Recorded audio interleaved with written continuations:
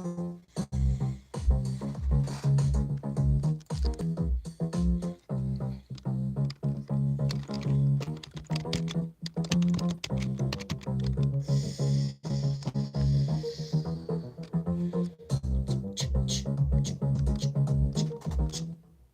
right, sickle cell anemia. Sickle cell anemia is an inherited form of anemia, a condition in which there aren't enough healthy blood cells to carry adequate oxygen through your body.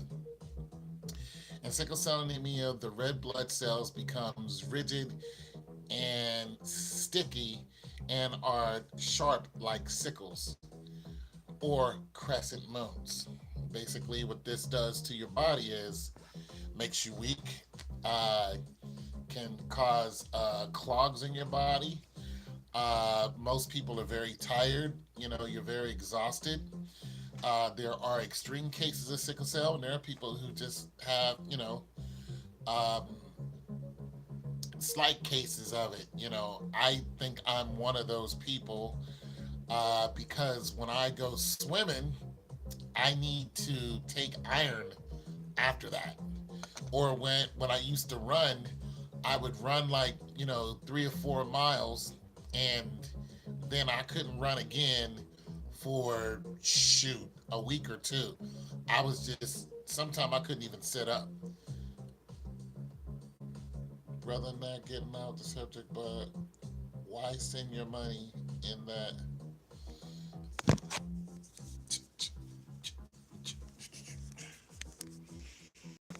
Oh, I mean you.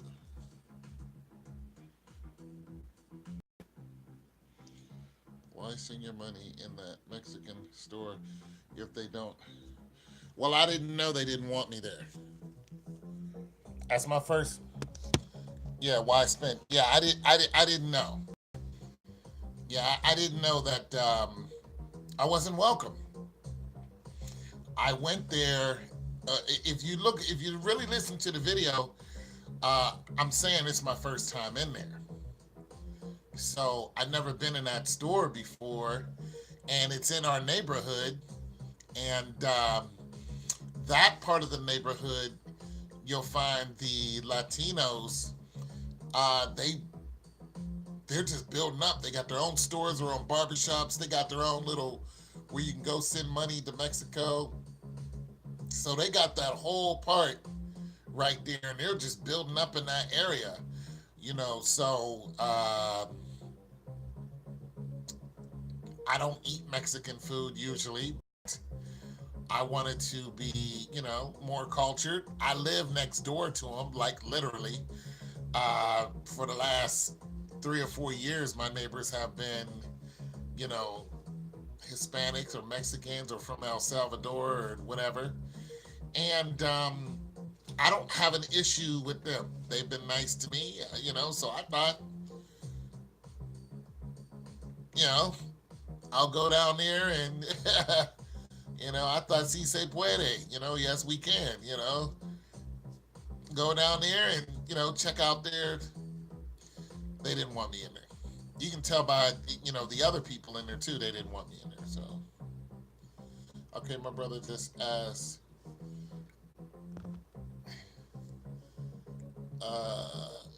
just asking, very good videos on Atlanta, in Atlanta, and you're totally right. I lost my job in February to some sour week. Yep. It seems to be, I thought it was an epidemic, but it's not as pandemic. It's everywhere where you're finding the crabs in the barrel effect is taking over the black communities to the point where, yeah, nobody wants to help anyone. And everybody is just scrapping for the little, the little bit that they're handing out without realizing that, we can get our own. Yes, this is America, but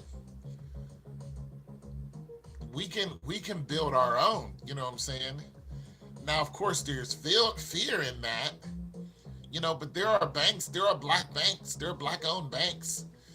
Um, Not to mention the trade system. Period. Just trading amongst ourselves. Everything isn't monetarily. It doesn't have to be on a monetary basis. You can just trade with each other and build each other up. And I mean all the way to where you can build, houses, and, you can get your own water system, and, things along that line. You can have your own electricity system. I'm talking about that type of thing. Or, yes, it is. We need a new Black Wall Street. Well, they tore Black Wall Street down. They lit it on fire, is what they did. And if we had another Black Wall Street, they'll do the same thing. So what I'm thinking is we don't need another Black Wall Street, as in this is where it is. We need it here. We need Black Wall Street to be here. Yeah, they'll light it on fire. They took out all of our leaders. Anybody who was leading us to be together and strong, they're gone. Uh, and Our leaders today are, who do we have? Jesse Jackson? No. Al Sharpton? Not even close. So we don't really have any leaders today. Obama was a puppet, and his wife, if she runs for president, she'll be puppeted as well. He was for the homosexual movement. So that alone is not uplifting to black people and or men. So that right there just, you know, he was pushing the gay agenda, and I know he had to because of who runs his country, but because he was such a proponent of the gay agenda, you don't really see, you can't really say he's a leader of the black people, of the black community. It just, and Malcolm X wouldn't have never done that. Martin Luther King would have never, ever agreed to that, So there's that. And if we don't take this music, if we don't get this music and find a way to just make it a hurtful thing to listen to, like to just totally anybody talking crazy about doing any damage to another black person, just stop going to their concerts, like just completely shut them down. Like, no, we're not coming to your concerts because all you're doing is destroying. No, we're not listening to your music. We're not tuning in. Once you start doing that, you'll see, they'll try to find some other way to make us hate each other. But when we start realizing that we're all we have, then that will all change. You know what I'm saying?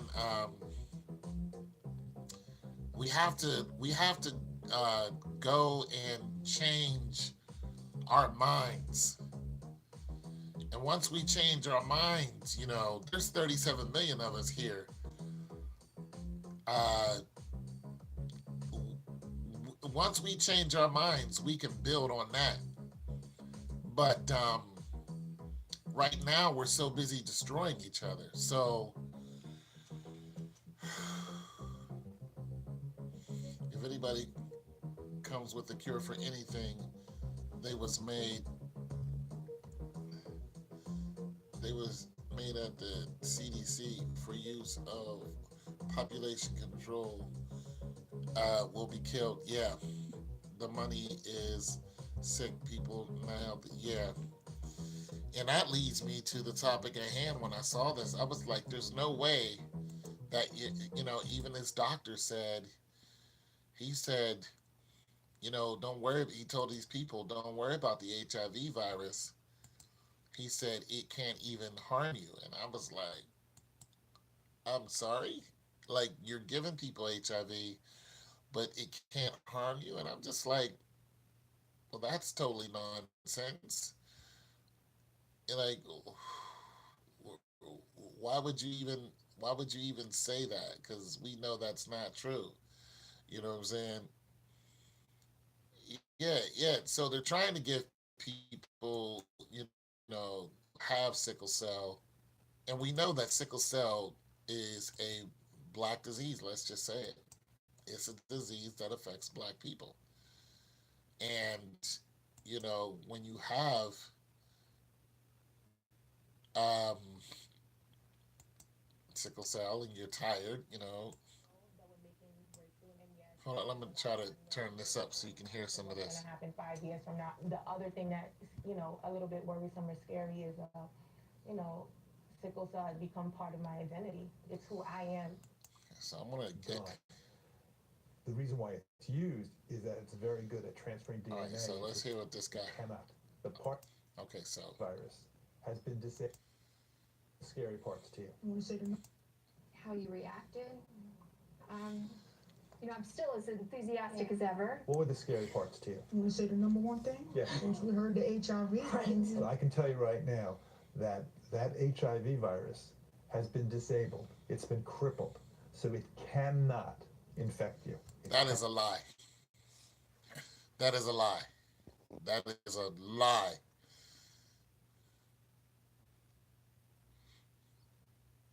In all reality, it's a cure for all diseases. How do you figure that? Well, for one, the HIV, for them to say that HIV cannot harm you, that's nowhere near the truth. Any virus, that you get usually does not go away. This is why the common cold, uh, you never beat the common cold. You beat the symptoms. The runny nose and all that other stuff. Once you have it, you have it. This is why chickenpox shows up later. They vaccinate you for chickenpox, and then later on, you find out that your immune system, is dropping because you're getting older. Next thing you know, you have shingles. You're like, why do I have shingles? Because shingles are the chicken pox. It's the same disease, but it shows up later. It just hides in your nervous system, you know. And there have been people, I mean, we all know there's a cure out there for it. There's certain diets you can eat that can cure you pretty much anything.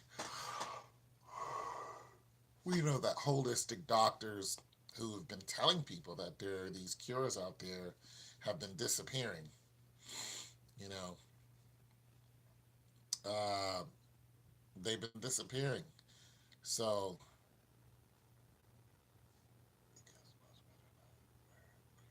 yeah, yeah, most of it created by man.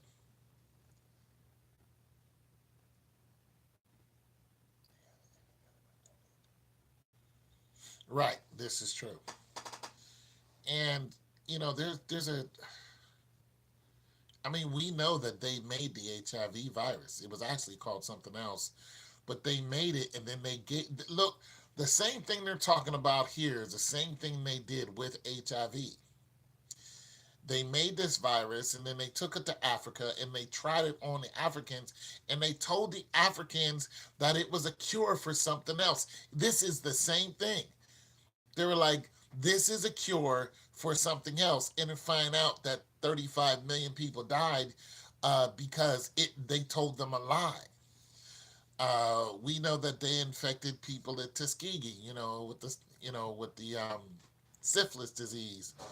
You know what I'm saying? We know this is what they do when they want to wipe people out. They tell them that they tell them a lie because people are unaware. They're none the wiser, and they go to impoverished neighborhoods and they go to impoverished countries or parts of the country, and they say, "Yeah," they say this right here is going to cure whatever disease we already gave you. So this is a cure, and then they sit back and watch what happens, and the people just start dying off and dying off, and then they go, "Oh, it's a sexually transmitted disease," and then kind of find out that some of the diseases aren't sexually transmitted.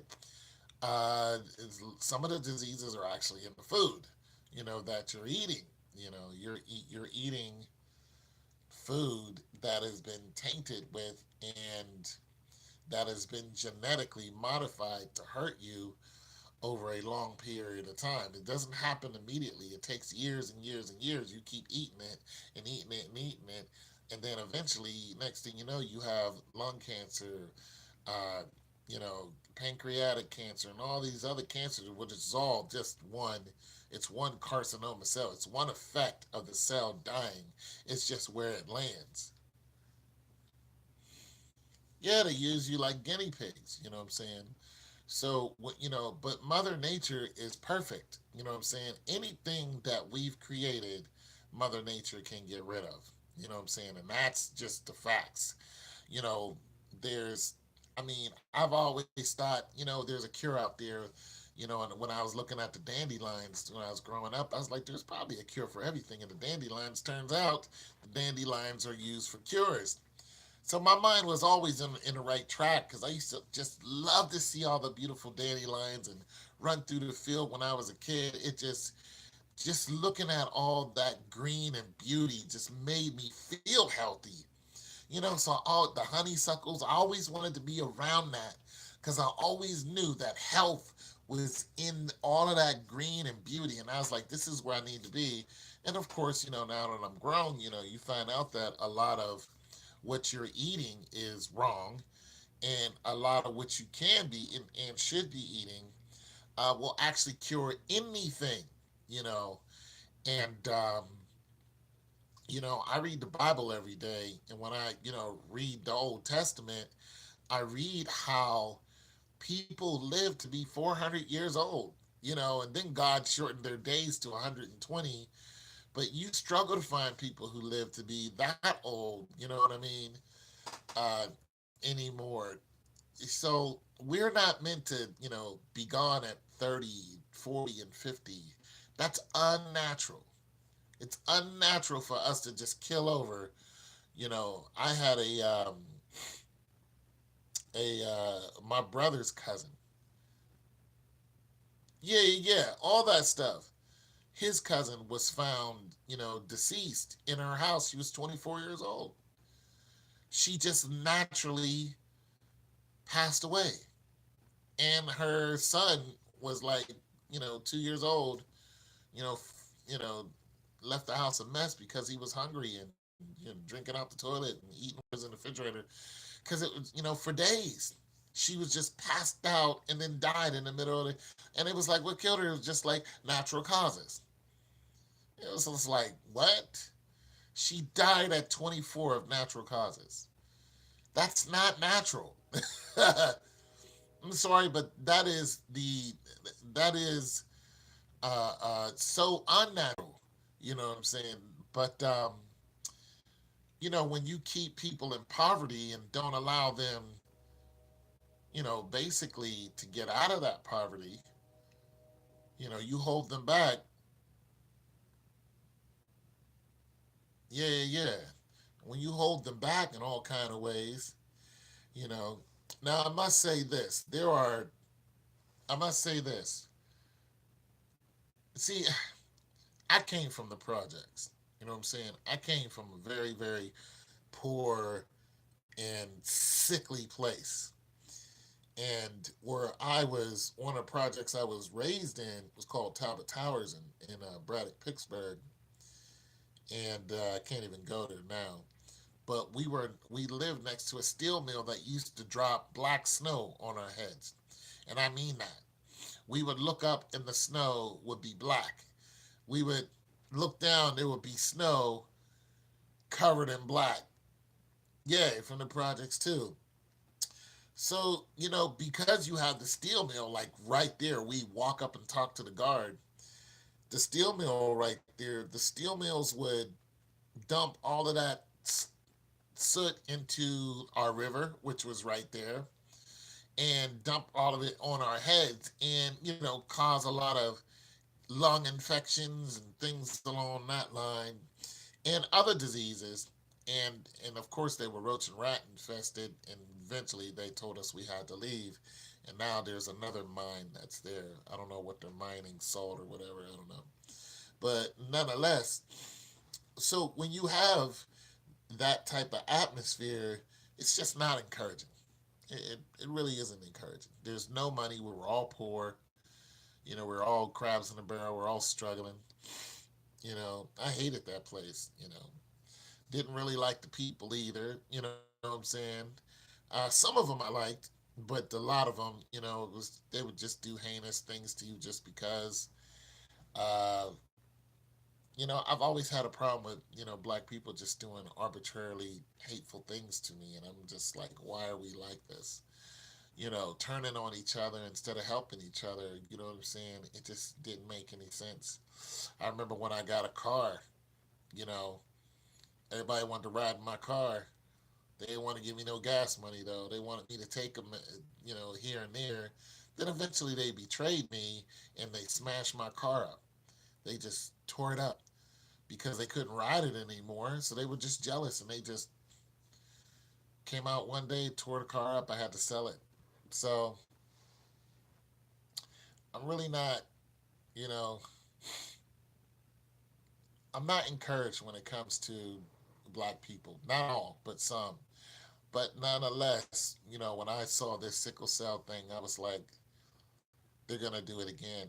They're gonna tell us one thing without telling us anything, and they're gonna tell us one thing without telling us the whole truth, and they're gonna they're gonna line people up, at these hospitals and daycares, and now they're telling if your kid doesn't get an injection or if the kid doesn't get vaccinated, then your kid can't go to these daycares. You can't go to the daycare. Now you have to stay at home. You know what I'm saying? And you can't prosper at home because you need to, be out here getting this job. Um, so it's just a catch 22. Even people who do stay at home and work, I just saw a report recently that says by the year 2035, most African American people will be out of work. AI will be taking over most customer service. So, you have that whole thing that's already in transition. You already, when you call your bank, a lot of times it's not a person who answers, it's an AI that answers. You know what I'm saying? And like when you call customer service for AT&T or something, it's an AI that answers. And the AI will tell you, I can understand sentences. You can speak to me and say, so they understand what you're saying. You know what I'm saying? And then even and when you're and when you're listening to the AI and you say operator, they're like, you want to talk to the operator will say, well, I can help you. So the AI will do its best not to transfer you to a live person. They'll try to keep you on the line so they can handle all the calls. Well, I mean, when you don't have a live, yeah, when you don't have a live person talking to you, then, you just have this, you know, artificial intelligence. What good is it to even have a customer service person? I mean, what good is it? It just isn't. That they're all going to be phased out. So, with the combination of the two, black people, we're in trouble. We're in big, big, big, big, big trouble. And, Mexicans too, they're in big trouble because we know that during the Obama administration that they gave weapons to the cartels. We know that they've been over there, you know, giving those people weapons to cause all this mayhem, just the same thing they did in the Middle East. We know that they have been, spreading, these diseases in Africa to dilapidate the economy so they can go over there and, do what they want with the people there. And that's what they've been doing in Haiti. Uh, yeah, we know that there is a huge, huge, huge, huge problem. And no one, no one is safe. No one is safe. You practically have to move to Alaska, and good luck with that. Um, but it's looking pretty bad. It's looking pretty bleak. And, every day the Lord tells me, He says, stack up on your water. You know what I'm saying? And then look what they did in Michigan with the water. Those guys are still free. They poisoned the water on purpose and they're still free. How is that possible? I jaywalk and I'm gonna be put behind bars. These guys poison the water and cause cancer and all kind of diseases to people for the rest of their life. They will have these diseases in Michigan and didn't care. It was like, so what? We did it. What are you gonna do about it? You know what I mean? So it's a bad thing. And I'm telling you guys, stack up on your water. As a matter of fact, I'm going to get some today.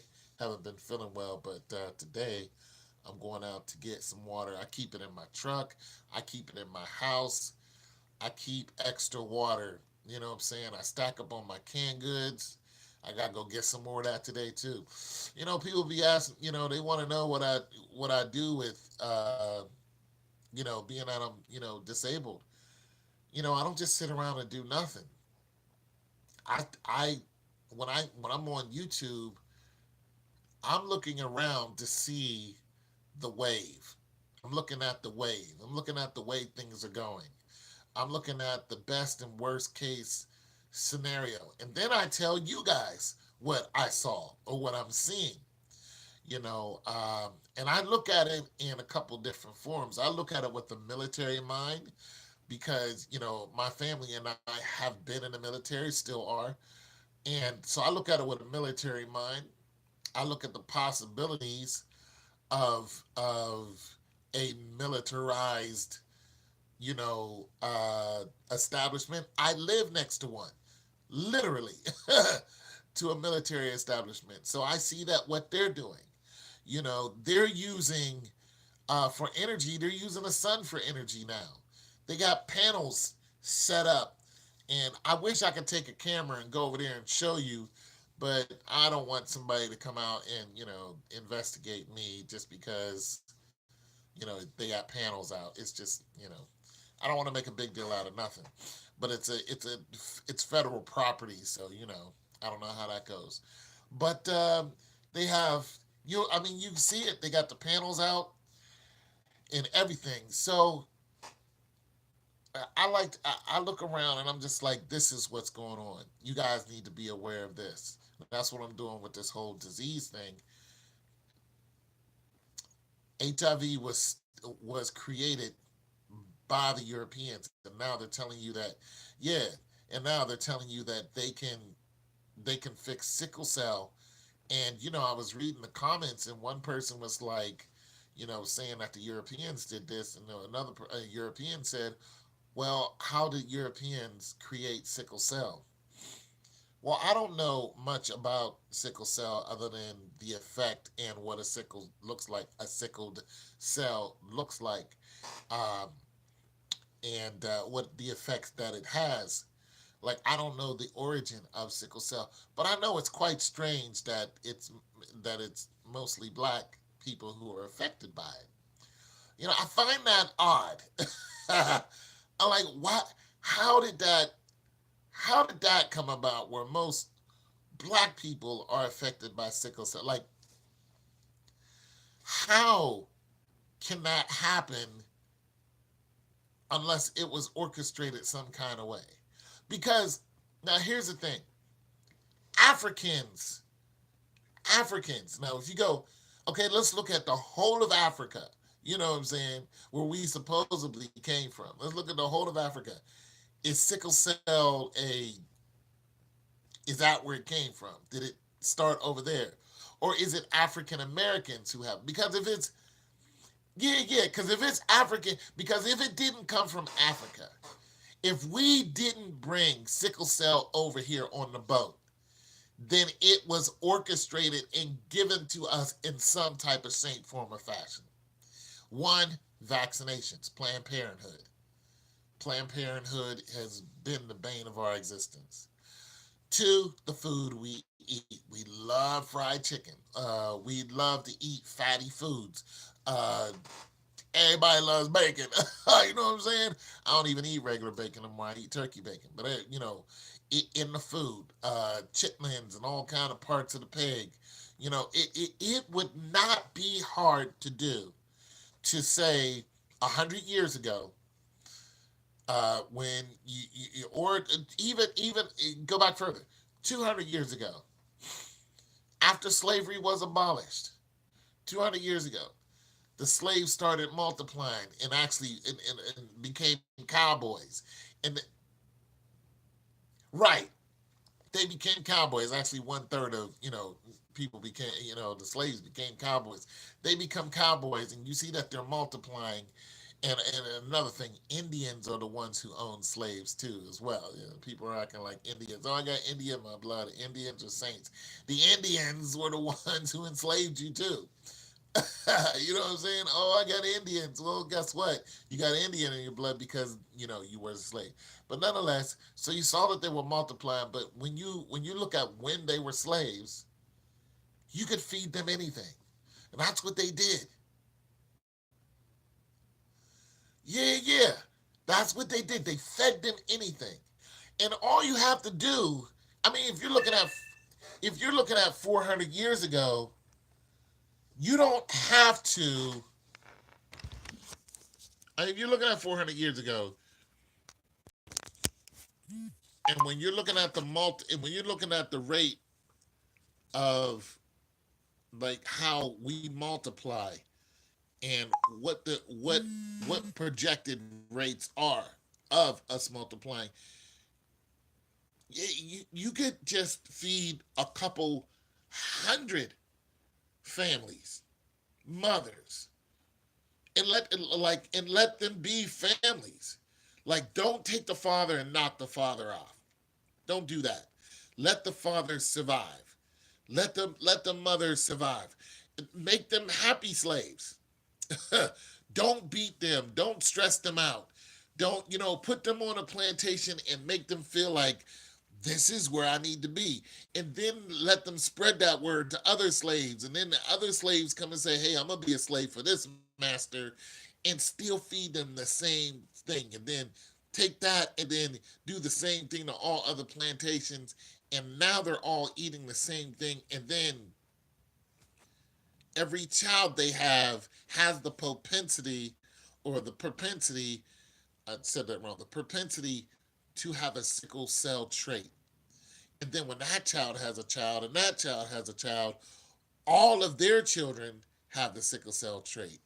And then it just goes on and on. I'm telling you, it is no accident that African Americans have the sickle cell trait. It's not an accident. It's not something that God did. Yeah, see it. They have Indian in their blood and white in their blood, mostly because of self-hate. Yeah, I don't know if I got Indian or white in my blood. People say I do. I'm like, I don't focus on none of that because the Indians, they held my family as slaves too. You know what I'm saying? So, in any race that held my family as slaves, I'm not going to sit up here and brag upon you. Even the black people that put us in slavery and put us on those ships, if that's even the case, now people are like, you probably been here. You you probably came from Alabama. You know what I'm saying? So, that whole thing is going on because they're just like, where are the slave ships if we came over here on slave ships? So, regardless, we were slaves. You know what I'm saying? So it just, so it, you can't tell me science 400 years ago wasn't messing around with genealogy. That I would say not even, like, don't even say that because we know that they were. We know scientists were messing around with look. I think scientists been messing around with genealogy 2,000 years ago.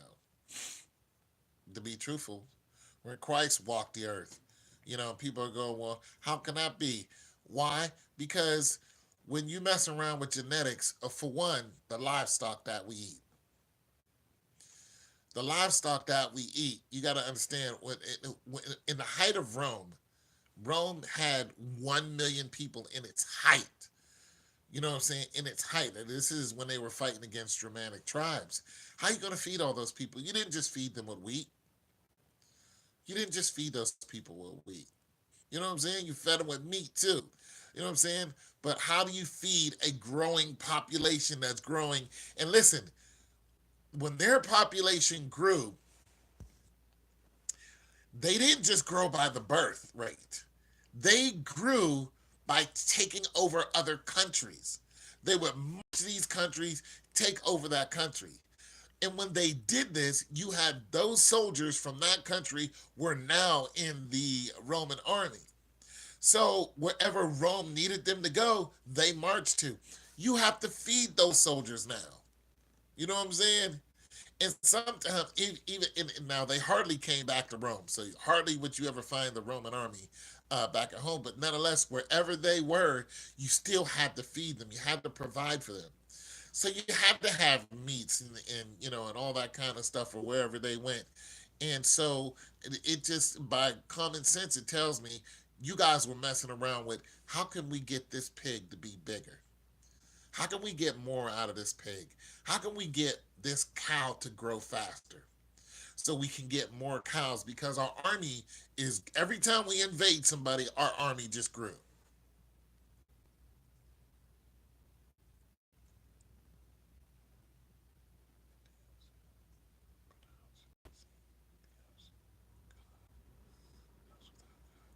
Okay. San Dios. Indios. Pronounced Sin Dios. God. Those without God. So is it God or those without God? But nonetheless, so you can't tell me they weren't messing around with genetics back then.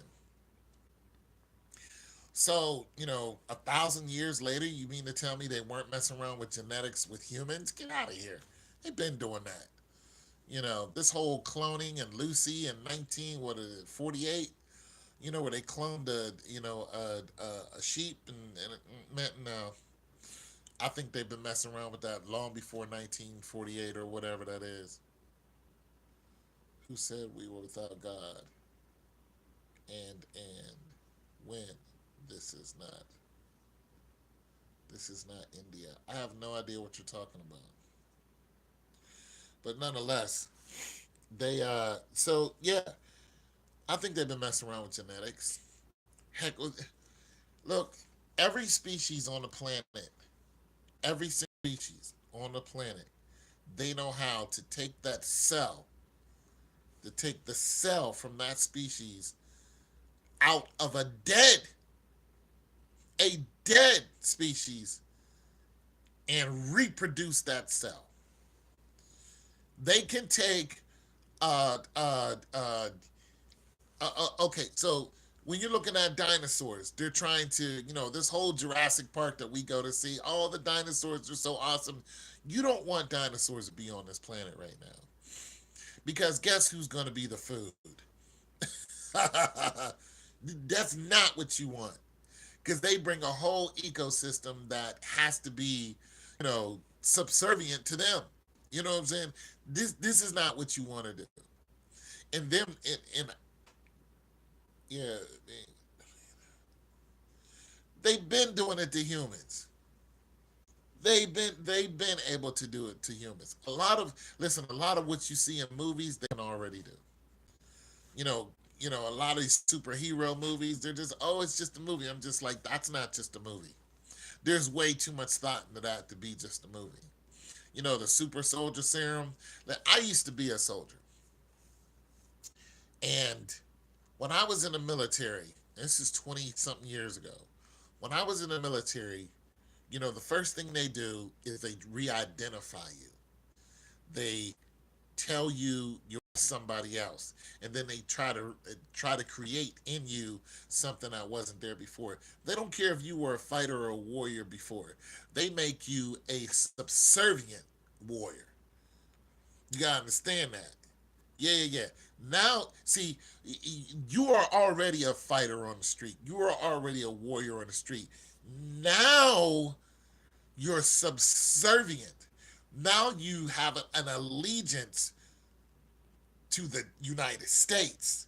It's different than just being a citizen. It's whatever we tell you, you have to do, or there's punitive damages in all shape, forms, and fashions. You know what I'm saying? So it's they let you know right now there's a chain of command. That chain of command you're subservient to. Right now, it is what it is, and they yell at you constantly. This right here is a form of they're trying to transition you and try to beat you down and then recreate you. Like, this is not something that I would recommend to anybody. Like, oh, I'm gonna yell at my kid constantly. You better do you. And when you do that, what do you create? You create anger. You create malice. You create in them genetically a something that normally wasn't there. You know what I'm saying? You're trying to bring something out of them that normally they just wouldn't do.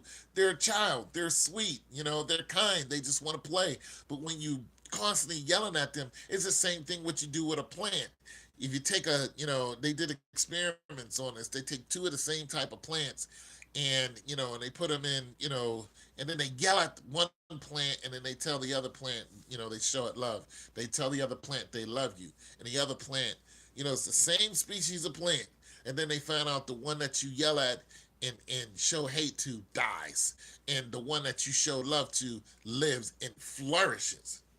you know so it's the same thing with humans. You constantly yell at them, you constantly beat them down, you make them low crawl, you make them do all other stuff. You create this malice in them. You create a disdain. You actually create a disdain that's going towards your superiors. You don't look at, ooh, when I go across the water, or when I go into battle, I'm going to really do this to this. No, you're starting to look at your superiors as the enemy. That's exactly what happens. You don't transfer that energy on to somebody you never met. But that's the idea. But oftentimes you're looking at the very person who's yelling at you, and you're going, you, me and you we gonna go at it if you don't cut this out. And that's often what happens in the military. You get people who get court-martialed because they go after the DI, who just won't get off their back, and won't feed them, because they do that too. I've seen a guy, when we marched like 4 o'clock in the morning, we're we're up at 3, we're in formation at 4, rucksack down, weapon, everything, and we're marching all the way to Chow Hall, and you can hear those boots coming. There's like 400 or 500 of you, and then there's more. There's a whole battalion going to the Chow Hall, just moving in and out as a system. So when you're up and you're marching, they don't usually do cadence early in the morning, but they go, they when they started off, they go, here's what they do. They go platoon, and when they say platoon, the squad leader says squad. So you have 30 people in one squad. So it goes platoon. They go squad. And then we all come together. They go right, and then either left or right, whichever way you're going. Right, face, right, hey, march, go left, go left, go left, right, left, and we march to the chow hall.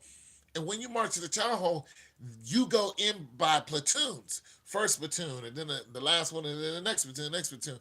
I saw a guy get punished because you have to stand there first while everybody else is eating.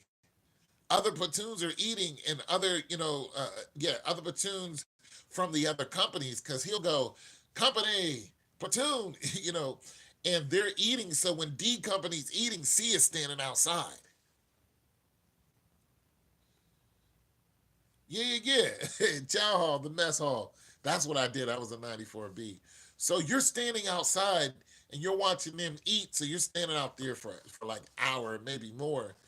And that that drill sergeant can say something to you, and if you don't respond correctly, he'll be like, get in the front leaning rest. And or if your whole squad is acting a fool, he'll be like, because you're standing at ease, they'll be like, platoon. And you already know, if he's calling platoon too early, you done pissed him off. He'll go, attention. Then it'll go half right. And whenever they say half right, that's the position you're doing push-ups in. But anyway, so he told this soldier to get down and beat his face, which is do push-ups. That person did push-ups until the other platoon, and until they left the mess, and then we went in and we left the mess hall. So that person didn't even get to eat. And they were out there in a push-up position the whole time. So like I'm saying, so the military creates this disdain in you. You know what I'm saying? It creates a drive in you, but it also creates like a disdain in you, uh, in that type of thing. But this is why the military ain't for everybody. But nonetheless, so when I look at things with a military mind, because once you're in the military, you don't get out. Your mind doesn't get out. Whenever I'm in conflict with somebody, I automatically start thinking about the military. I do. I think about how to protect myself according to the military and according to how I grew up. But I think about when it goes down, I'm like, I learned this in the military. My mind. I have a military mind. Every day when I get up, my mind is military. Now, I don't do a lot of the things that they used to do, but nonetheless, that seed that they planted in me is still there. So when I look at the things that are going on in, Walmart, how they can turn a Walmart into a military base, and the people disappearing, the homeless people that are disappearing, like the homeless people that disappeared during the Texas floods and the hurricanes, and the person was just like, the homeless guy was like, I'm not going into the Salvation Army because the homeless people are disappearing. And there was a whole video about it. Where are all these people going? And nobody knew where the. Yes, I worked on Fort Knox for 2 years. Okay, are you ex-military? But he was like, where are all these people going? And then, look at what FEMA is doing and all that. I'm going, yeah, I can understand that. Like, I can understand with my military mind what they're doing right there. Like, I can understand the process, because, like, when we were in, we had a process. When we went to the field, when we went on not even bivouac. There's a big bivouac is different. But when we went to the field to practice and set up your GP large, GP mediums, and all that, when we went out there, we were done before 9 o'clock in the morning. This is a company that went to the field.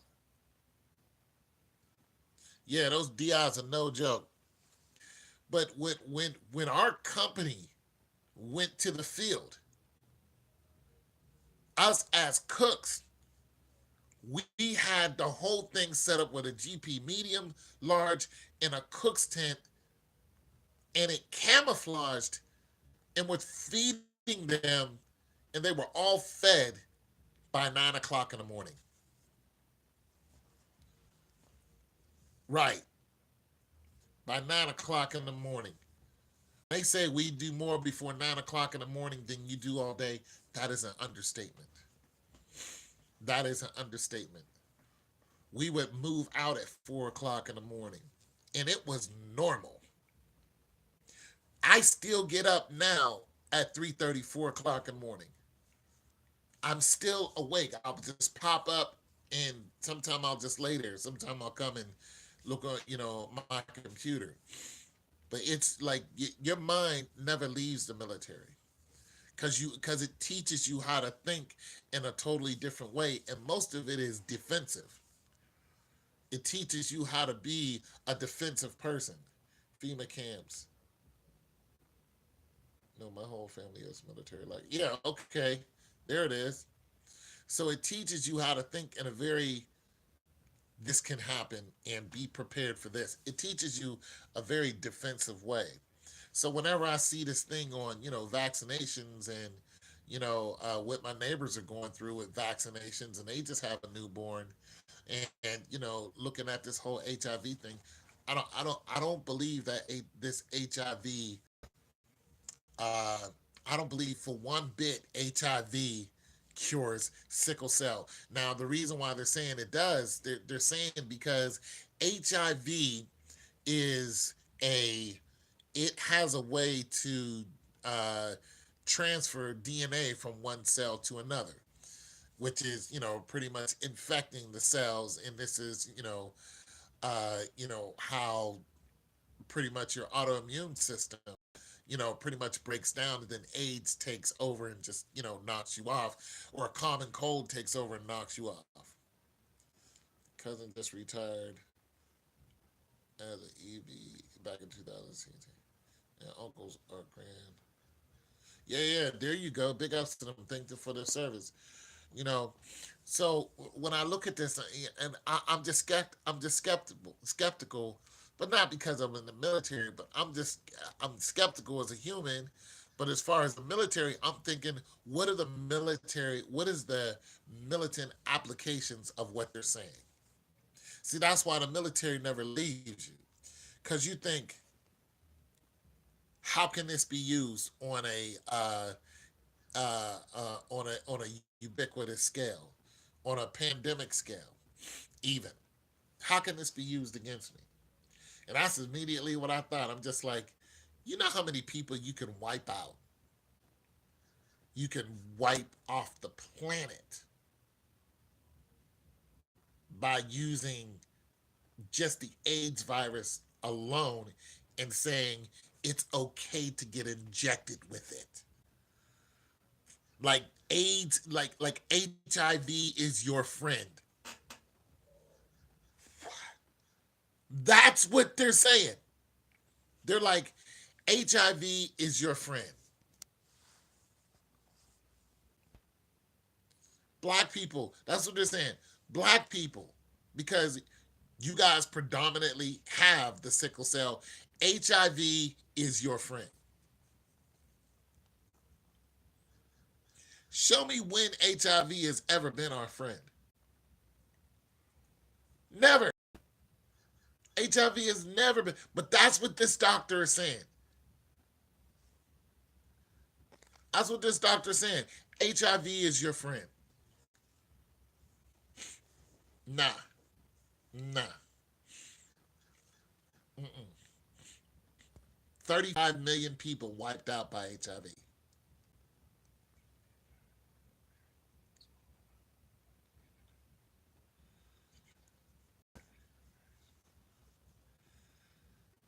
The medicine for HIV is a very small amount of the antidote. Okay.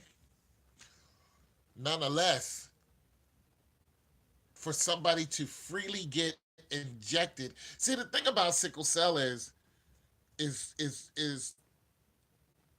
for what I know, for what I've seen, although it slows you down a great deal, it's very painful.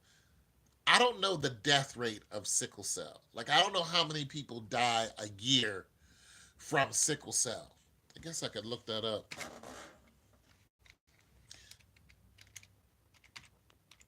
Because the reason why I'm saying that, because if you look at, and people won't believe it too, and yeah, they would. Okay, so when I'm looking at sickle cell and the death rate, and then I'm looking at HIVs and their death rate, I'm betting a dime to a dollar.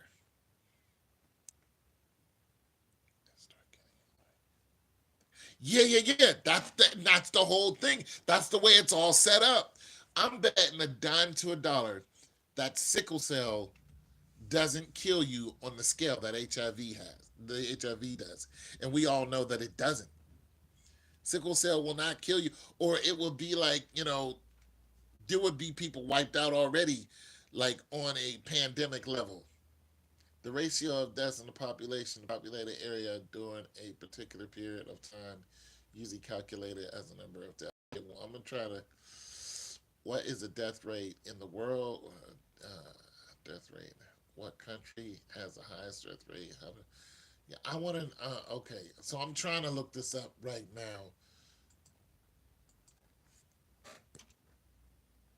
because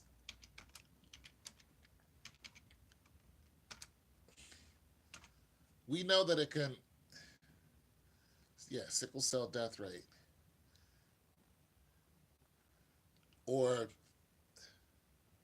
mortality rate, death from sickle cell.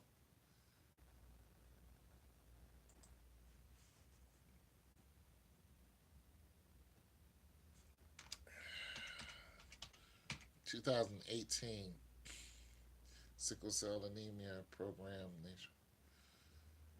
Sickle cell news. Oh, you said something. Look into Sarco. What is that? Hold on, let me pull something else up for that name. SAR. Sorry guys, my eyes aren't what they used to be.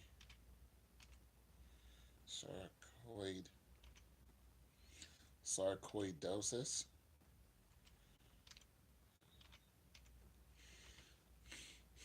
All right. Lung growth, skin patches, swollen lymph nodes. Sarcoidosis is an inflammation and disease that affects multiple organs in the body, but mostly the lungs, lymph glands in the people with sarcoidosis. Abnormal masses or nodules called, I don't know what that word is, consist of inflamed tissue formed in certain organs of the body. Okay. So there's sarcoidosis. And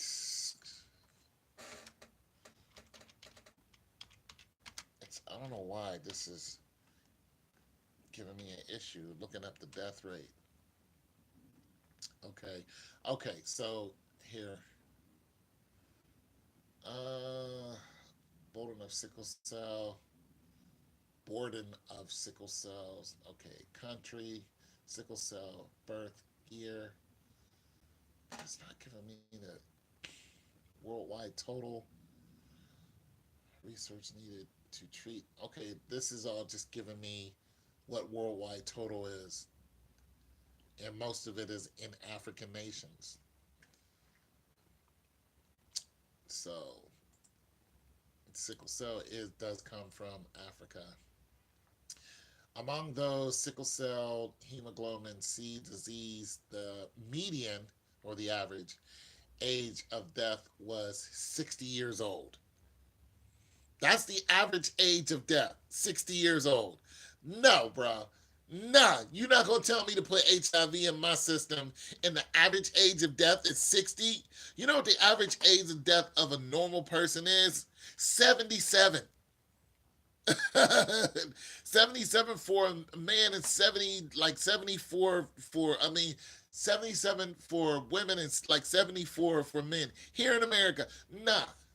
No. It's 60 years for males and 68 for females. So pretty much you can live basically almost a full lifespan if you have sickle cell. But if you inject yourself with HIV, the propensity of that is going to go down. No. The propensity of death is going to be greater. The propensity of you prolonging your life is going to be lesser, although you'll feel good for a short time. No way. Prodigy from Mob Deep did not make it to 60. Well, this is true. He had sickle cell. Yeah. Yeah. But you have to understand this is the median. This is the median rate. It's the median rate. It's the average. So, you're going to have some people that die at 30 and 40 years old. And then you have some people who are going to make it to actually 70 and 80. So you have the median rate.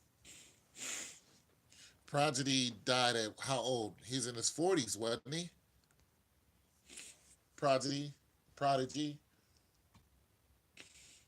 He was in his 40s when he passed. Let's see.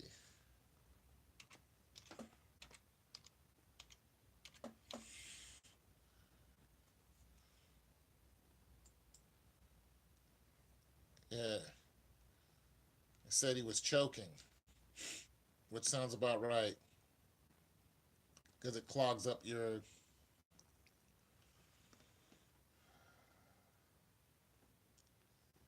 He was born in 74 in Hempstead. He died in 2017. So,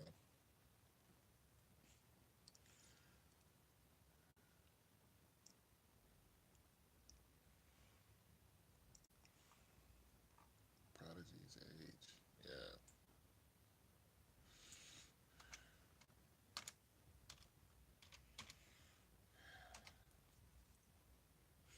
He died at 42. Now, what is the median age of someone who was born with HIV? Because the median age for a man is 60. So you have people who live with sickle cell to be 70, 80. And you have some live to be 40.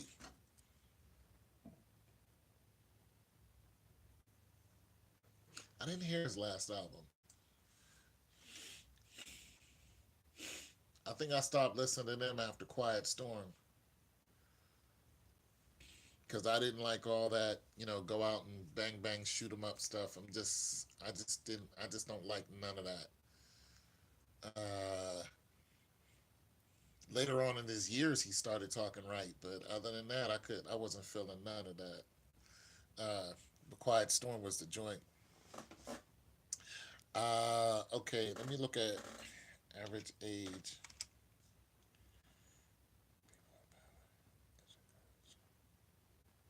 Yeah, see, now that's more positive. I would probably listen to something like that. Yeah, you have to. You have to. Let's see, average age. Well, let me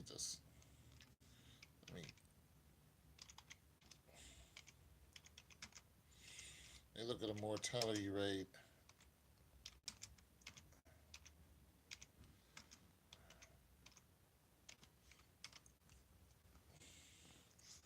Mortality rate of HIV in the USA. See, they're giving it to me on a global scale. HIV AIDS, providers, care, state dependence areas, statistics. I was hoping to get an average age, but this is leading me into the CDC. Is this society good? Is bad? Bad is good. Right. That's what the Bible says. The Bible said they will say good is bad and bad is good. The Bible tells you that. They will say that they're not guilty when they're guilty. The Bible says all that. And that's exactly what's happening now. Good is bad and bad is good. They just flipped everything. Yeah. The Bible says all of that. Death per population. Number of deaths 1.9. 6,160. This is not. Mortality data. Let me see if this is going to give me. Now I'm looking at the CDC. I'm telling you, this is a mistake. This is a mistake. Mortality data, national statistics, so demographic, and causal information. Yes. All right, data release. All right, it's taking me further and further into researching it. Timothy, who?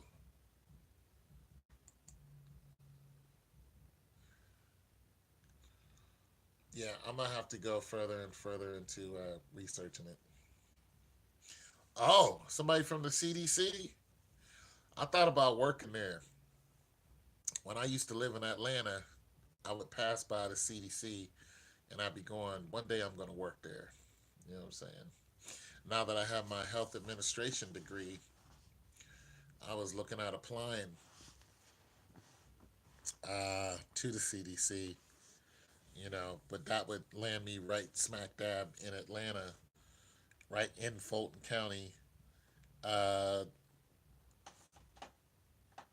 which is the, which is right now the hotbed for the HIV virus. Right now, 70% of black women who are in Fulton County have HIV. This is not might have. This is they have it. You know, uh, and yeah, this is 70% in Fulton County. This is not the homeless population. This is not uh, the average middle class. This is black women. 70% black, whether working, non working, whether secretary, whether sex worker, whether politician, 70% of black women. And the reason how the CDC got this number is from the black doctors who are treating them. They have to give their survey. This is why whenever you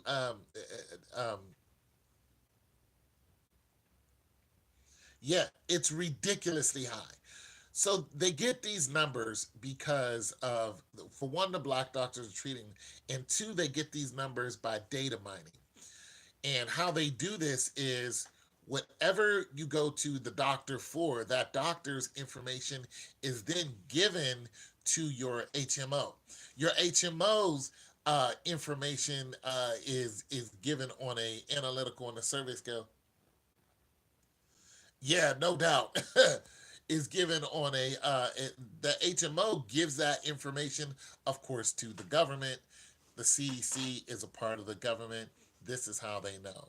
And this is just what they know. This is not people who don't go to the doctors. You know what I'm saying? This is what they can tell for the people who are going to get treatment. So that's a whole nother issue, because you have some people who are, it doesn't matter if they're poor or not. They just won't go to the doctors. They're just like, I'm not going to the doctors, especially if it's HIV. Why? Because it's embarrassing. It affects their life. So now you have people who are saying, you know what, I'm not going to be embarrassed about it. There's so many people who already have it. I'm just going to come out and just say, I have it. And then you have people who won't say that they have it. Now, here, the,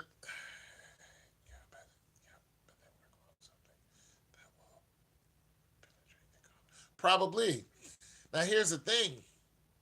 Here's the thing. For the people who are saying, for the people who aren't admitting that they're having it, and they know that they have it, if they go and have sex with somebody who does not have it and they willingly infect them, then that is actually a crime, because that person can die of the disease. Now, we know that people aren't dying as much from the disease anymore because of, yeah, that's a crime, because they're living longer with it, but nonetheless, the propensity of them dying from it is still greater than if they didn't have it, because it just is what it is. You know what I'm saying? And then a lot of people like to bring up other statistics, how people are dying cancer, car crashes, plane. Like, get out of here. No, nobody willingly wants to get AIDS, or HIV, and then their autoimmune system, the T cells drop, and now they have AIDS, and then they're dying, and then no, nobody willingly wants this. You know what I'm saying? But you have females who are willingly infecting males because they're mad that they contracted it. You know, some of them are people who have been taken advantage of. Others are just people who are just mad. You got guys who are doing this too, but the cases I've heard of were females who were doing it. Yeah, I heard of who are females who were doing it. Now you have in some countries where in Malawi,